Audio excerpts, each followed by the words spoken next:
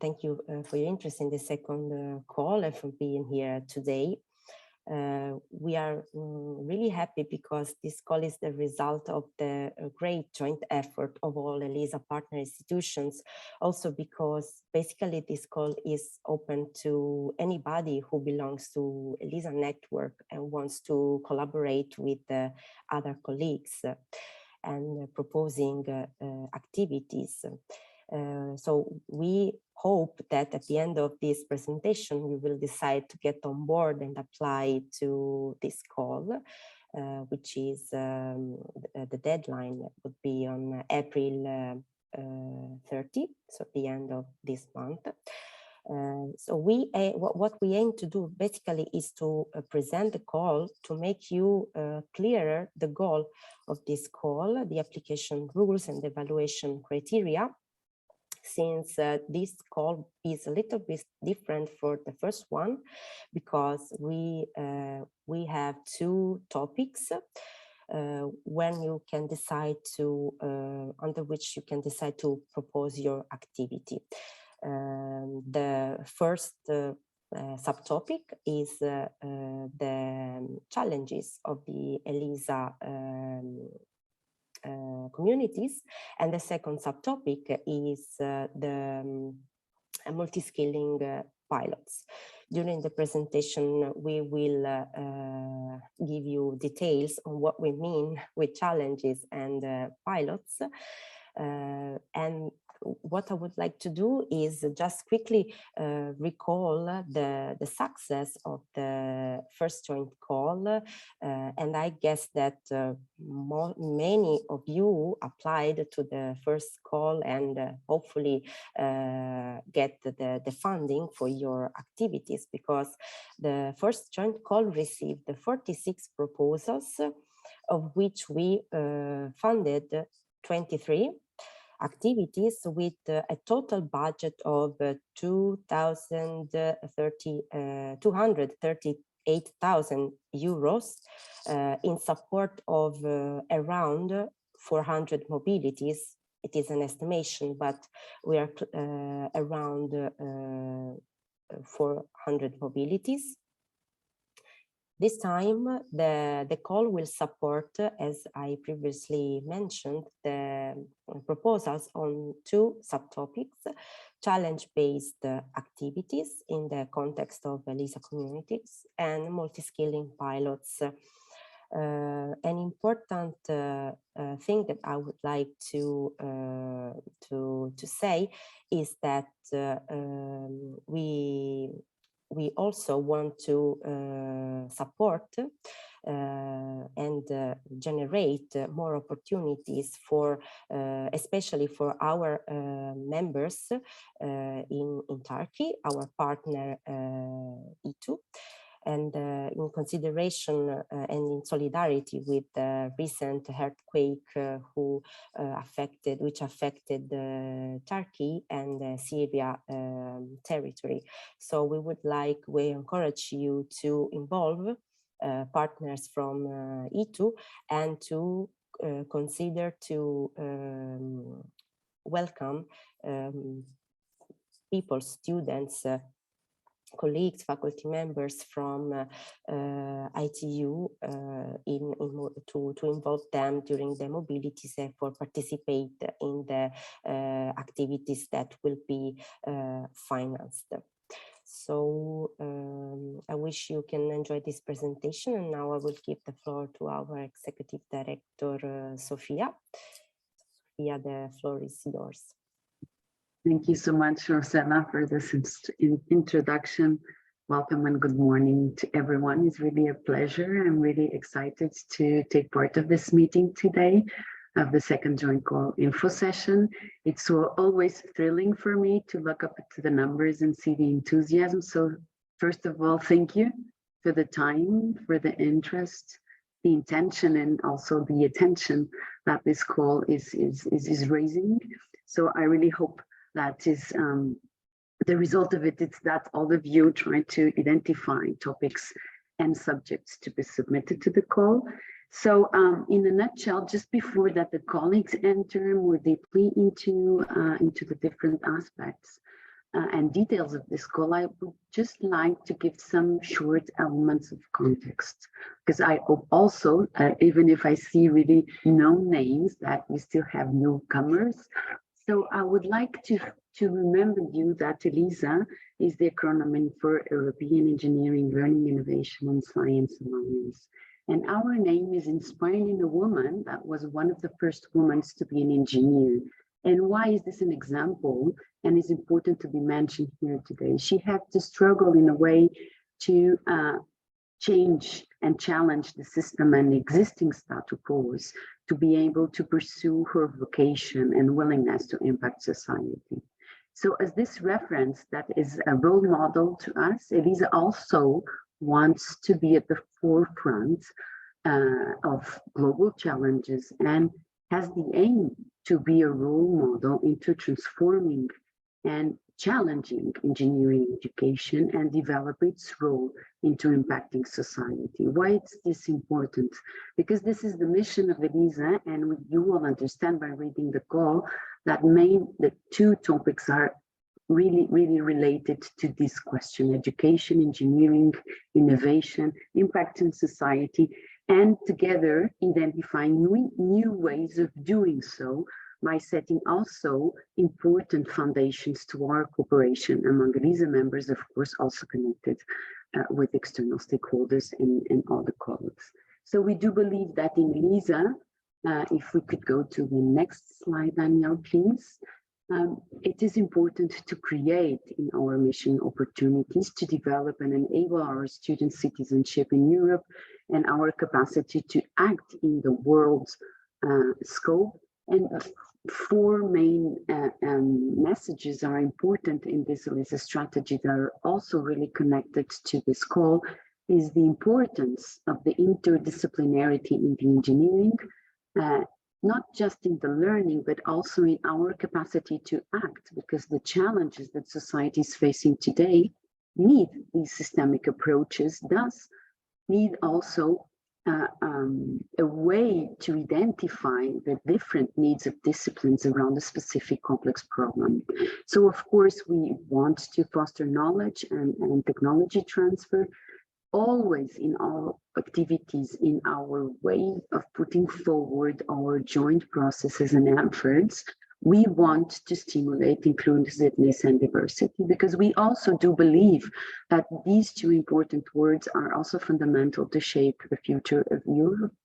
And of course, the last but not the least, connecting academic excellence to societal impact and commitment. So I wanted to bring this really shortly, because in a way, it is the EELISA mission, which is the umbrella of these joint calls, that are devices that the Alliance is putting together to align our strategy with your willingness, with your focal points, with your interests, and provide you opportunities to work together among EELISA and offer new opportunities of collaboration among staff, academics, and particularly new and thrilling opportunities for our students to have incredible experiences within EELISA.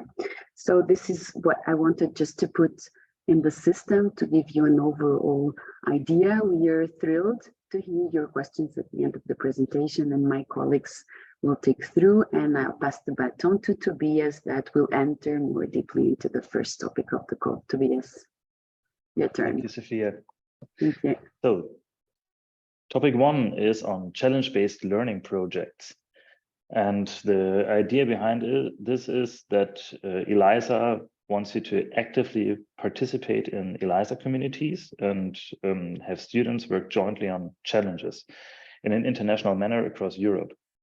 And in this context, EELISA will provide financial support for challenge-based learning activities that are SDG related.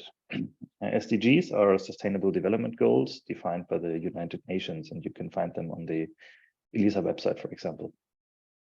And we want these activities, the participation of the students in these activities, to be recognized by issuance of EELISA credentials. And the goal is to attract really students from all ELISA universities to create room for international exchange. And working on these challenges will not only provide the students with an opportunity to solving technical problems together, but it will also provide a chance to create a learning ecosystem for diverse international teams and offering subsequently more challenge-based learning activities. So following this line of thought, our challenges shall combine academic learning opportunities with real-world practical impact and partners. That really refers to also the inclusion of external stakeholders and non-academic stakeholders. What is a challenge in itself? We define challenges more broadly as situations of or activities that create a sense of urgency and spur action. I think you're all familiar. Oh, Danielle, would you stay on the slide before? Thank you. So challenges of some significance, global significance, and it's possible to develop local solutions. So this, for example, might be climate change, as you're well aware of, but also might be connected to the earthquake, for example, that was mentioned before. And challenge-based learning creates a space where the students can direct own research and think critically and apply it in a critical manner to find solutions. So in the scope of this call, we want to encourage you, on the one side, to collaborate with external stakeholders, non-university stakeholders, but also across boundaries, across disciplines, across borders. So the eligible activities itself shall be in a community. They shall be open to educators from other universities, researchers, staff, and they can be embedded in existing seminars or lectures, seasonal schools, blended intensive programs, you name it. So they don't have to stand by themselves. It's also possible to have a linkage to other offers. So next slide, please.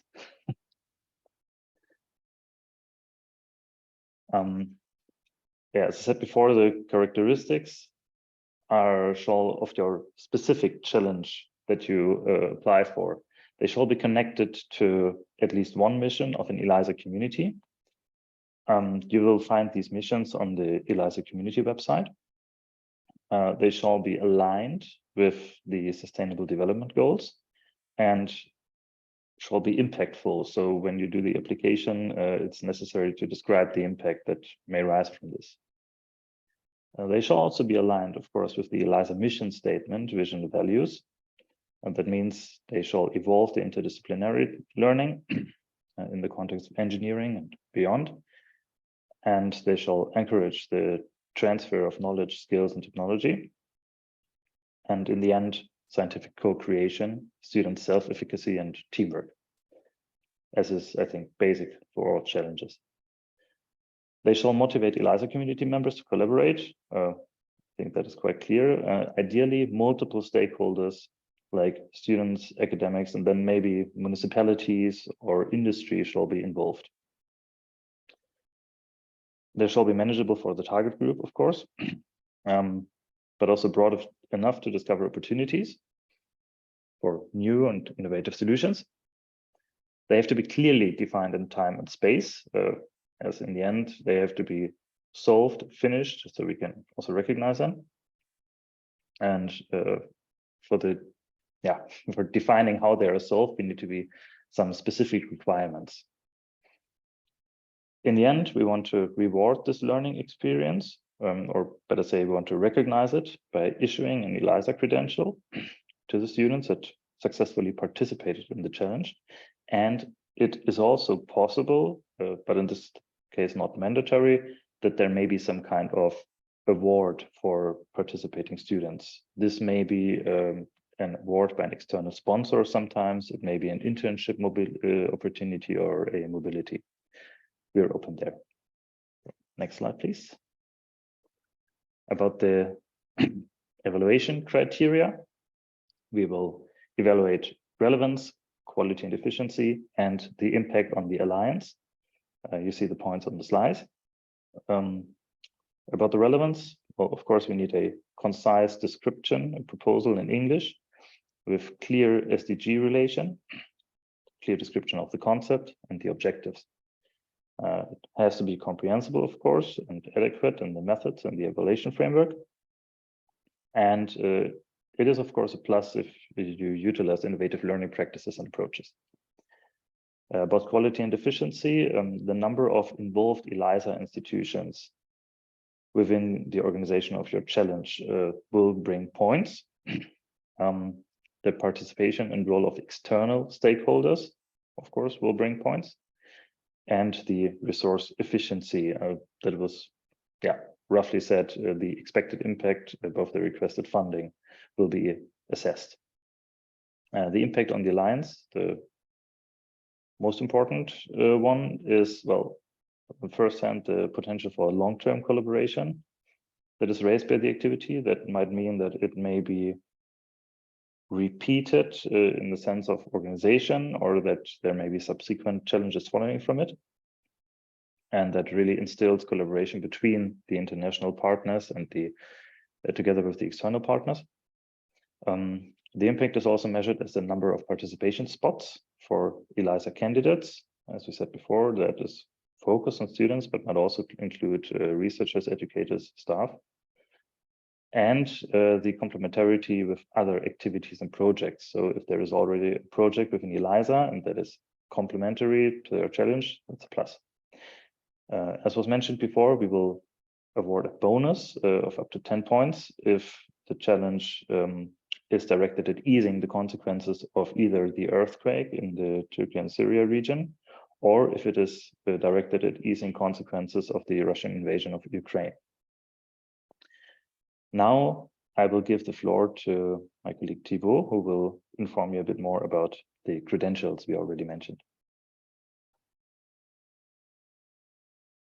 Yes, bonjour. Bonjour, everyone. So all the activities, the challenge-based activities provided by communities, this is the pedagogic offer, one of the pedagogic offer of ELISA. And the credential is the formal recognition system of those challenge-based activities provided in ELISA communities. It is formal because it is a document signed by ELISA presidents on behalf of all the presidents, rectors, and directors of the ELISA institution. It is a recognition because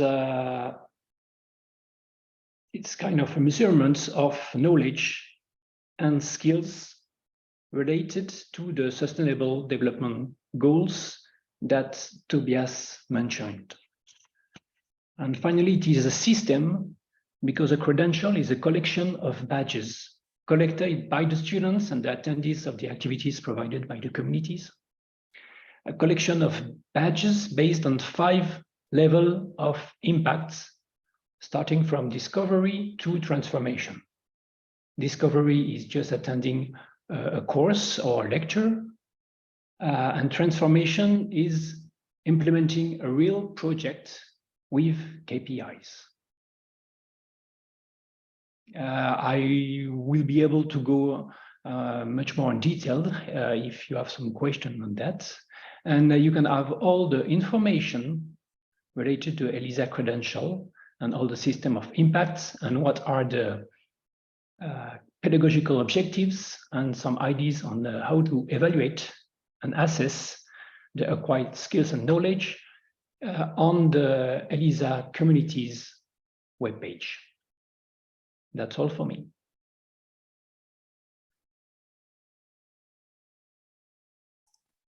Thank you, Thibaut. So I will take the floor to present you subtopic 2 on the multi-skilling pilots. I don't see the presentation. Now I see it. So I will just start presenting, I'm waiting for Danielle to get to the slide. However, topic 2 is about the multi-skilling pilots in ELISA. Some of you may know them, but for those of you who do not know what a multi-skilling pilot is, I would like to explain to you that basically the activities that we are running in ELISA Work Package 8, which is about the disciplinary broadening, especially about the engineering education. So our method, our approach that led us to the multi-skilling pilots idea is a 3-phase methodology. At the beginning of the project, so basically in year 1, we set up a method to organize and propose disciplinary broadening workshops.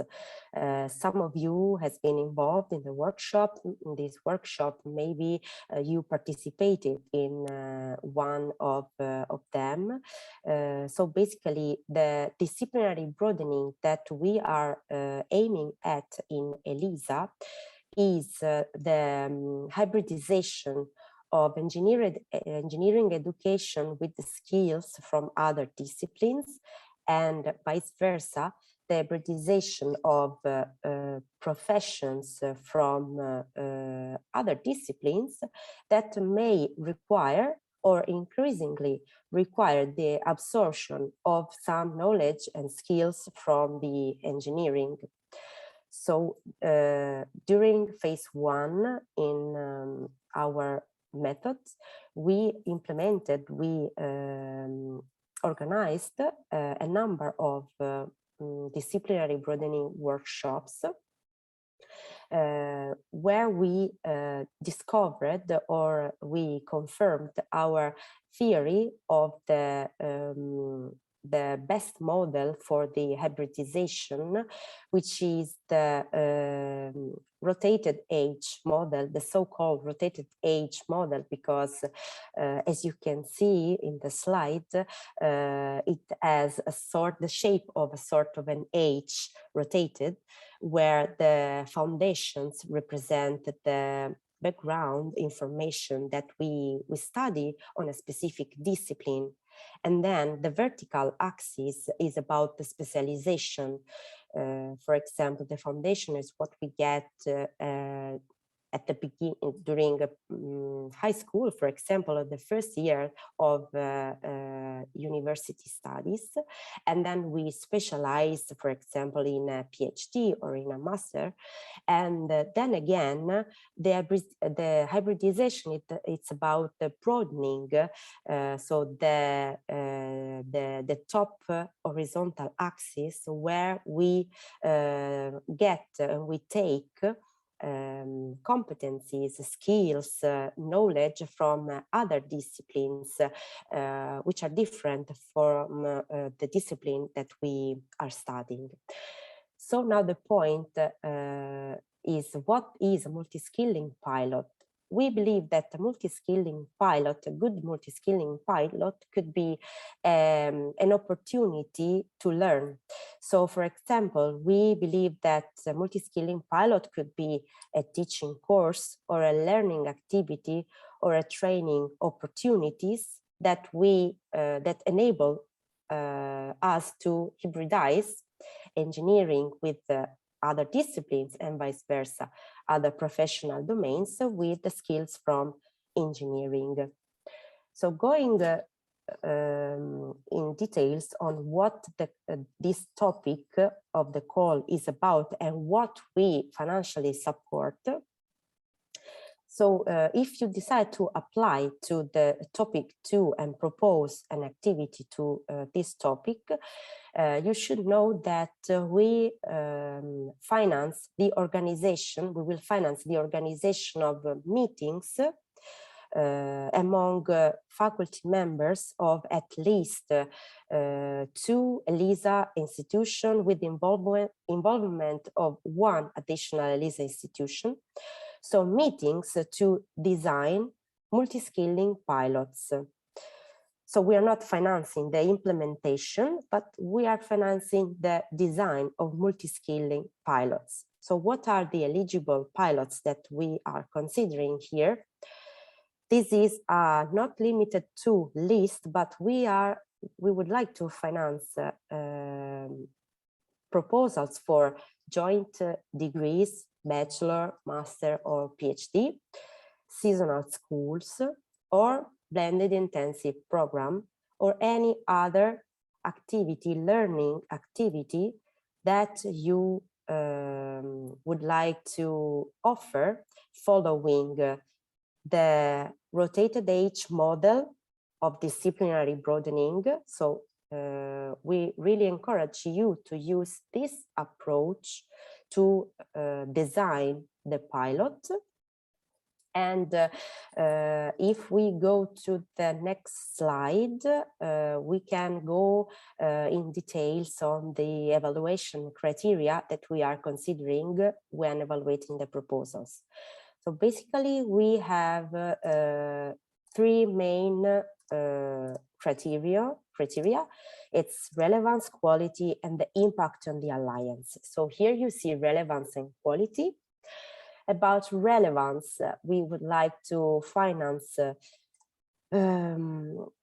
clear concept and a proposal with goals clearly explained.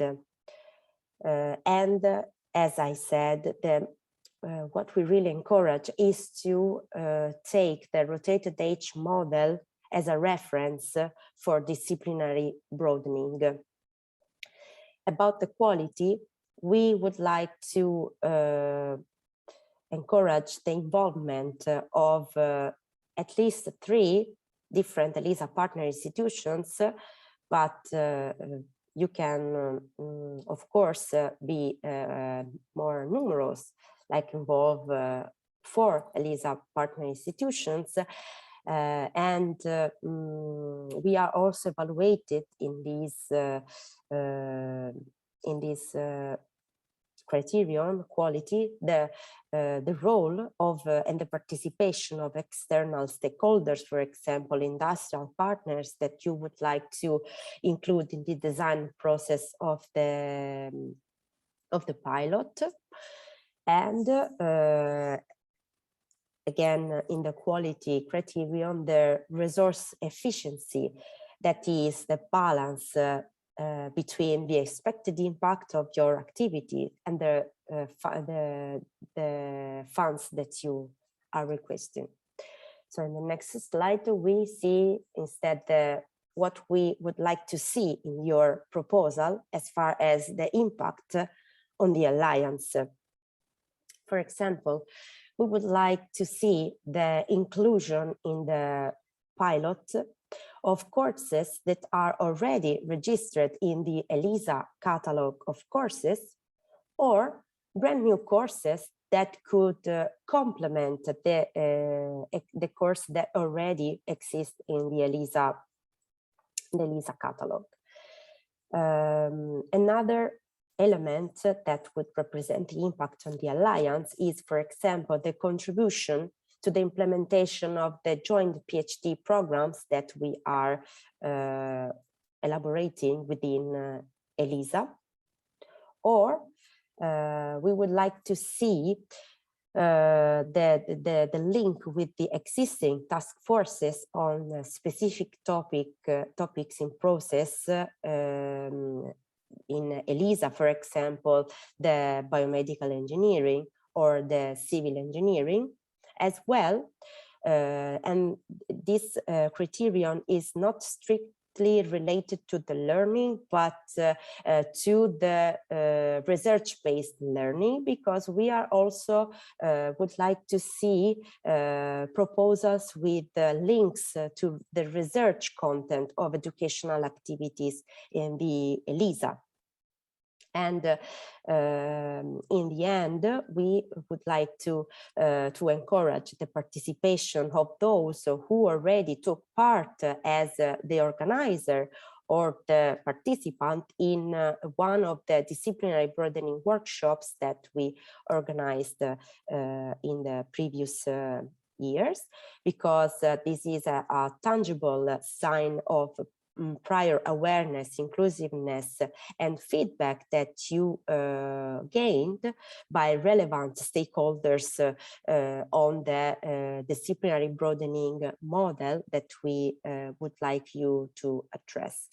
And last but not least, it's the bonus criterion that we are awarding to proposals who are organized in cooperation with and especially targeting colleagues, students, faculty members, and staff from of ITU colleagues, and all kind of learning activities, especially designed in support to people who were affected from the earthquake in Turkey and Syria. So that's all from my side. And now I will leave the floor to Vicky, who will present basically the funding rules for this call. Now, Vicky, the floor is yours. Thank you. Thank you so much, Rosella. Hello, everyone. Thank you for joining us this morning. I'm going to tell you about the funding rule. As my colleagues have mentioned before, this is a joint contribution. This is the result of our commitment to generate new opportunities. For this reason, we have increased the total budget more than 50% with respect to the first EELISA joint call. For this call, you will have a budget of 350,000 euros for the first topic, and for multi-scaling pilot, you will have 168,000 euros. Now you have identified the different topics, you know the budget, and what is the most important in that case. In that case, the most important is the eligible cost. For this reason, in the moment of design your application, you will have to take into account your EELISA home institution, your affiliation. Depends on your EELISA institution, you will have the availability to choose different budget categories. For example, if you are applying for UPM or from BME, you will have different budget categories and eligible costs. For this reason, you have to identify the different budget category and know which are the eligible costs for each category. For example, for personnel, some colleges have included budget for this category, and this is for staff or students who will work for the topic, the challenge, the multi-scaling pilot. For travel and sustenance, this is the budget only for the staff and students from your head. For example, if you will visit PSL, ITU, or some of our colleagues, you only can pay the travel and accommodation of personnel from your institution. In other case, if you want to invite someone from other institution, you will use other costs. Other costs are eligible for consumables if you have to buy merchandising, if you need a catering for meetings, or if you want to invite someone from other institution. Now we know the eligible costs, and we have to know how to apply for this call. You have all the information on the website. Otherwise, we are going to see step by step what do you have to do. First of all, in the moment of designing your proposal, you have to know we have two different templates. You can download from the website, and from topic 1 you will have a fileable PDF, and for topic 2 you will have another fileable topic PDF. Once you have completed your application form, you will save it and you will rename with the name of your activity. This is very important because we need to identify the proposal with the activity organizer. Once you have saved and renamed your PDF, you will upload through the different links. We have different templates for 8 topics, and we have different templates to upload 8 proposals. And one of the most important things that you will consider is the timeline. As you know, the joint call was published the 31st of March. Today, we are in the info session, and you will have until the 30th of April for submission. We will take more than 1 week, and the result will be public the 8th of May. As you know, you have been granted for this call. You have from 15 May to 30 of September to develop your talent, your Multiskilling pilot. And after that, you will justify, you will report by the 15th of October. Now, our colleague Nato is going to tell us about how important is the reporting. Nato? Thank you, Vicky. Good morning to everyone. Yes, I will just like to say a few words about the importance of the data reporting. You know that we are an alliance of 9 institutions, and we are using a significant part of the budget is put of the service of the students, staff, researchers, and faculty, so that you can propose activities bottom up.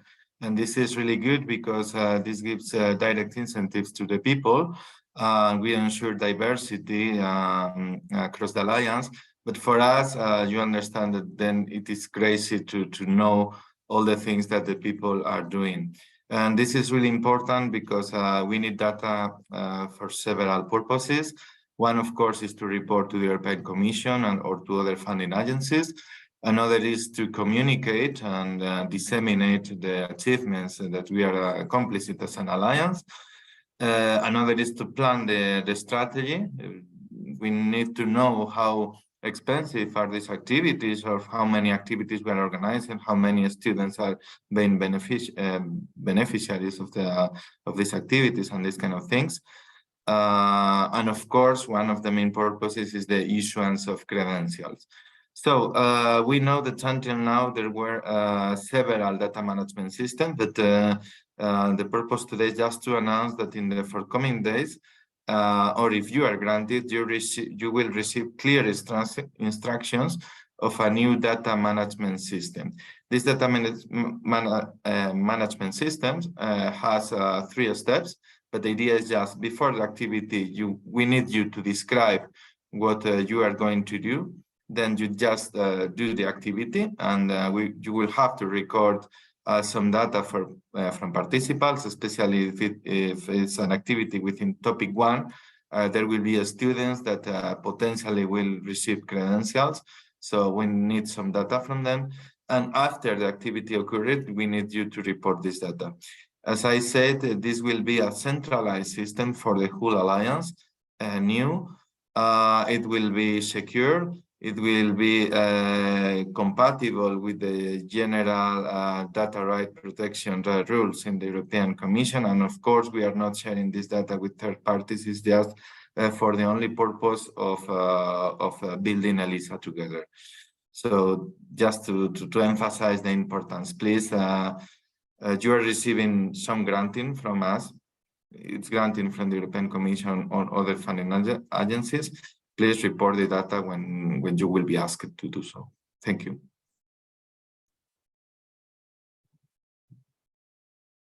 I have to give the floor, but I don't know. I don't remember. Yes, it's me, Nacho. Don't worry. Okay, Rosel. Thank you. Always a pleasure. Yeah, thank you. So again, my turn, because it's time for question and answer. So as I anticipated, you can either raise your hand or post your question in the chat or send an email to the office, EELISA office email address in case you forgot to ask a question during this session. You can do it after, because we will reply to all the answer, to all the questions, and put the answers in a document that we will share with you. I do not see questions in the chat, but I see Michele Gallo who raised the hand. So Michele, please go ahead with your question. Thank you. Hi, morning everyone. My name is Michelle Gallo from UPM, and my question is regarding the funding rules, because I have already read the joint call basis, but I'm not sure about the eligible costs for UPM. It seems like we have a lot of restrictions, so if you could explain a little more for the case of our university, I would really appreciate it.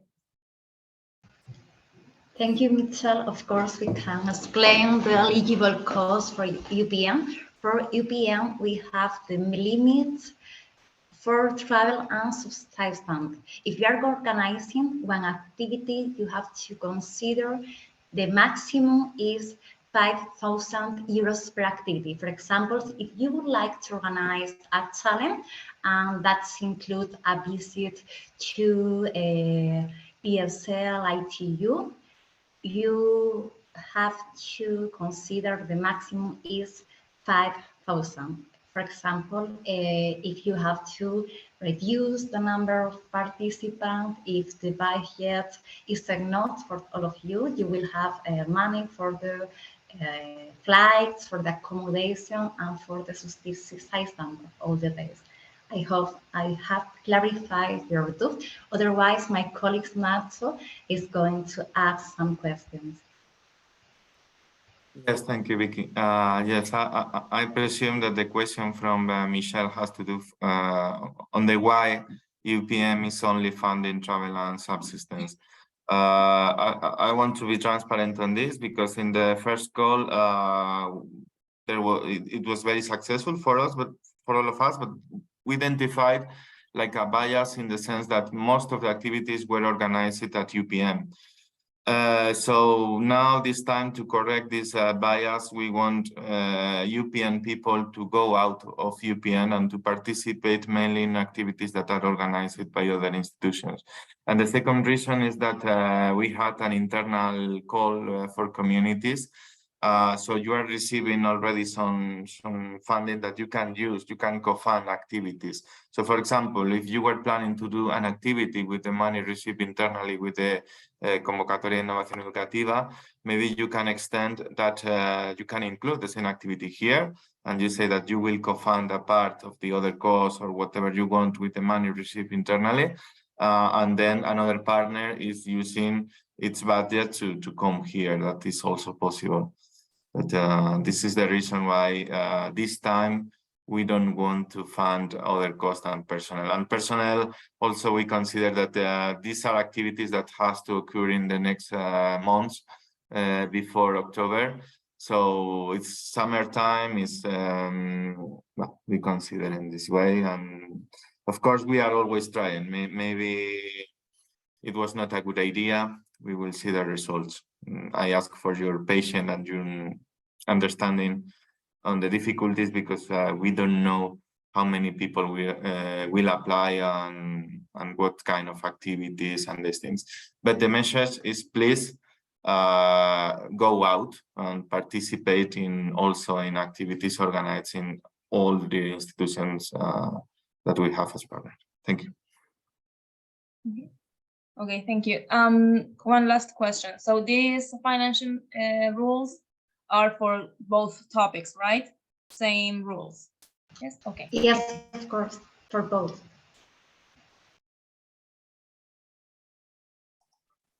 Thank you, Nacho and Vicky, for replying. I have two questions in the chat. The first one is there a minimum number of EELISA partners that must join the project? So I assume that join the project means organize the activity. So be the organizer of the challenge or the topic, as far the pilot, sorry. So as far as the multi-skilling pilots, the minimum number of EELISA partners that should propose the pilot is 3. And Tobias, which is the minimum number for challenges? Also, the minimum we defined is 2 for challenges. Okay, thank you. And another question, 2 questions is, the first one about the challenge application with incentives to Turkey earthquakes. So you are aware that it is quite difficult to carry on site students within the earthquake areas, and the main expenses are related to the materials and making. As we are planning on hands-on building workshop with students. So how do we outline this in our budget proposal? So Tobias, if you wish to reply to this question, because it's specific for challenges.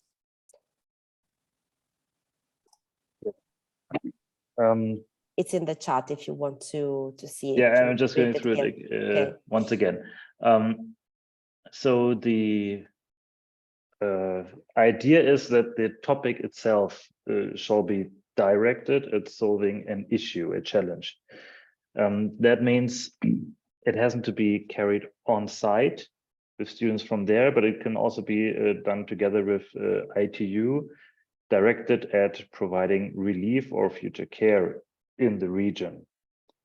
So it's not necessary to be directly involved in the affected area itself. Yeah, hi, thank you. But we are actually planning to do that in the area. So how do we do that with that proposal, if we want to do that? I see. So the idea is to utilize like travel budget to bring in students and to go to the affected area itself, right? I suggest that that is perfectly possible. It's basically providing, asking for travel budget. Say if you want to send ITU students to the area, that's ITU travel budget that has to be utilized for this. We would have to check if that is possible. From the top of my head, I cannot answer this correctly. I will get back to you about this. We will put this in an FAQ, because we will have to check if that is from, we have funding rules from the European Commission, of course, relating the travel budget. Bringing in external students to an ITU challenge taking place in that area, that would certainly be possible. But using travel budget for sending ITU students to an ITU challenge in the same country, we would have to check that. So we will answer that afterwards in the FAQ. I'm sorry, I didn't realize that even that could be a problem. But it's not only about travel and accommodation.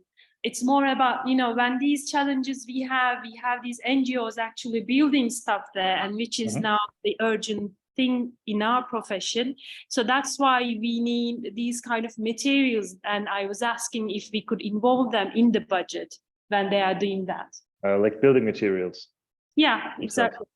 So because the NGOs are now building schools and they are part of research. So we were thinking if we can apply for this call as well as a challenge.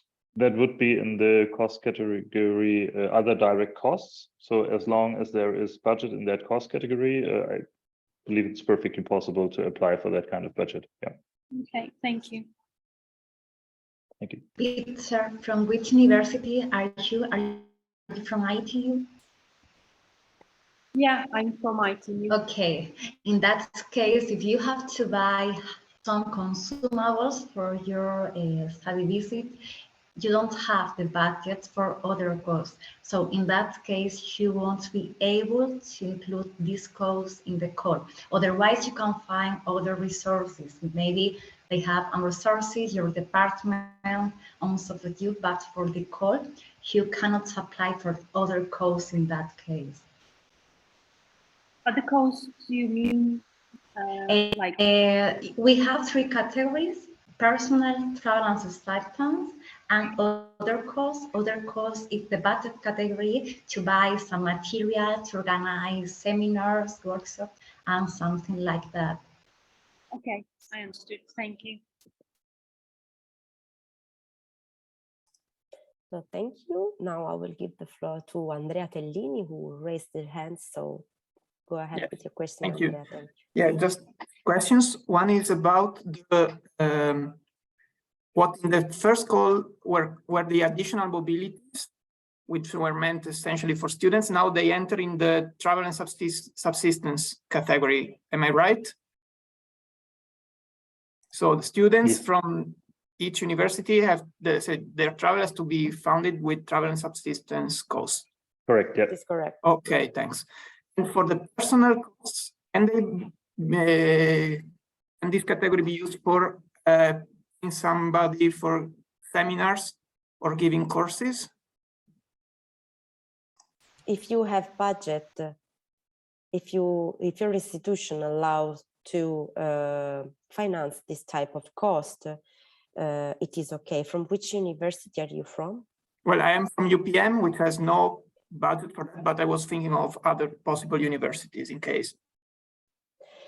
Just well, but do you mean to finance UPM teachers with the budget from other partners? I don't know, yeah, for example, or people just that give some courses, or is it possible or not from other universities?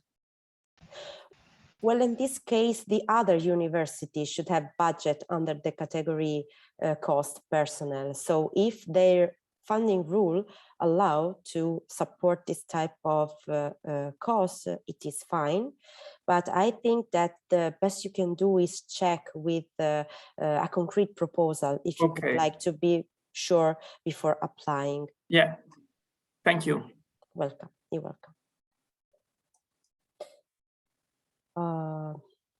No more question in the chat, but if there are any more live questions, we have a couple of more minutes to answer.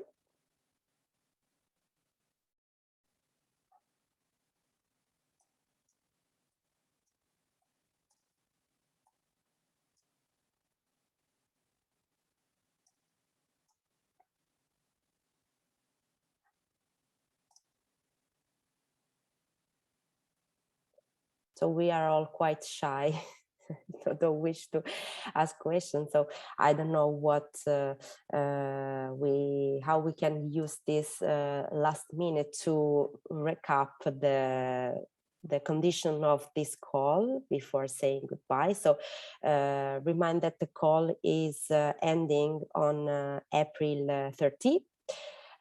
So you can download the application template either from the link that Vicky posted in the chat, or you will receive the slides right after this presentation with the FAQ. So you can download the application template and then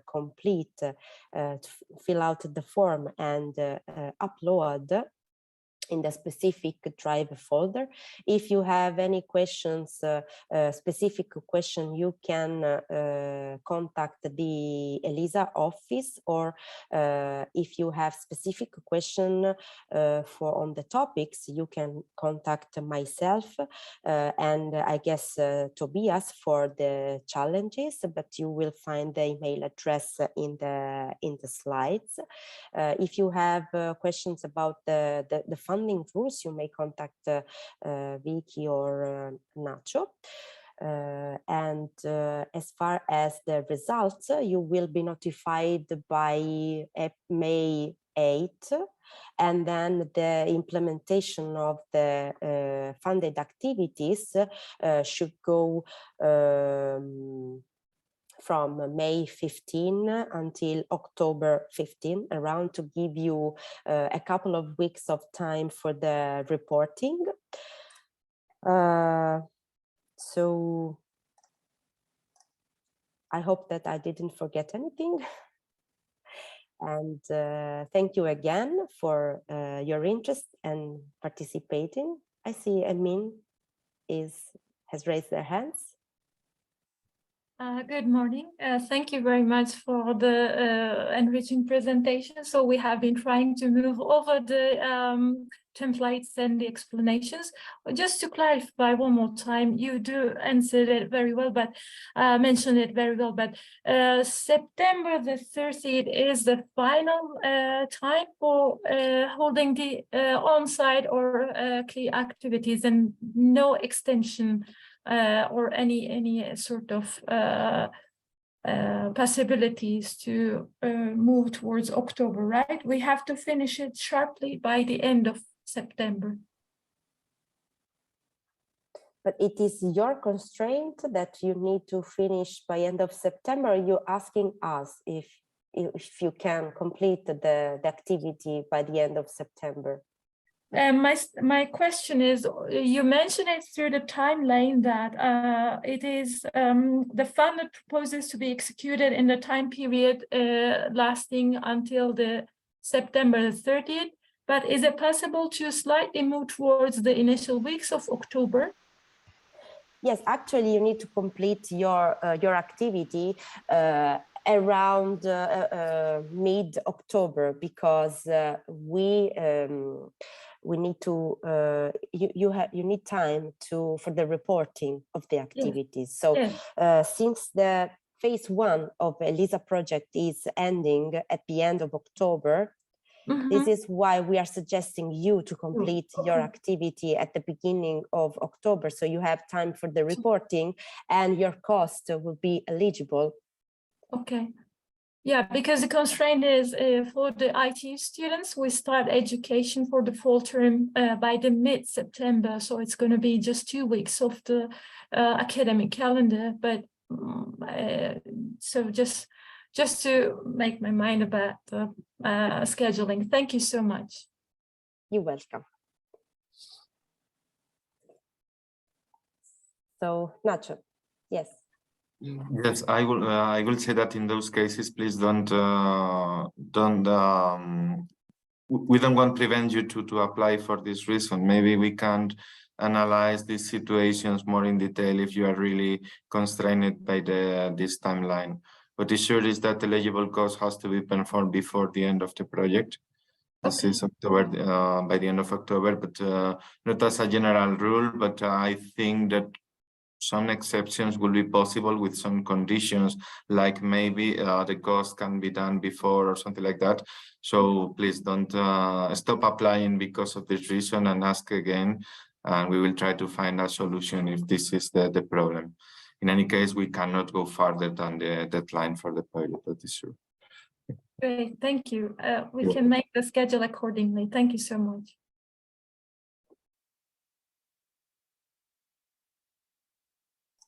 Just one last reply to Andres Monzon, who's asking which part of the web you should upload the template. It's a Drive folder, and you can find the link within the text of the call, and you can also find this link to the specific folder inside the slides that you will be receiving at the end of this presentation. So don't worry. I also see Vicky that she's posting the Drive folders for topic 1 and topic 2.